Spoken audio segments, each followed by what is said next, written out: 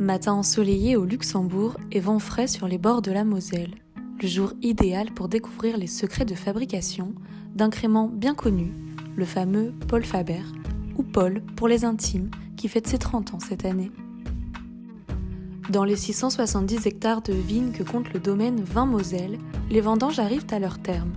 Les tonnes de raisins blancs et rouges récoltées ici vont rejoindre les caves de Paul à quelques pas pour se reposer très longtemps avant de composer l'un des meilleurs créments. Pour ses 30 ans, Paul Faber s'est d'abord offert de nouvelles caves où la production est entièrement automatisée.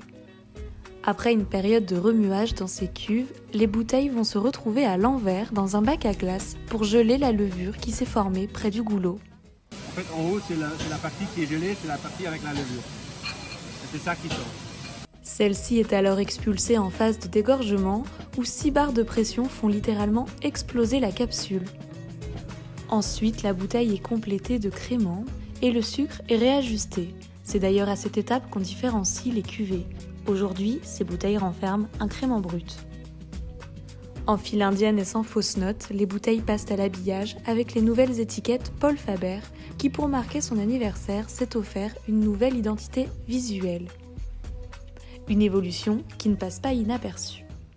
L'évolution, donc 91, 94, 2006, 2016 et là, la petite dernière qui se veut donner un nouveau souffle au crément Paul Faber.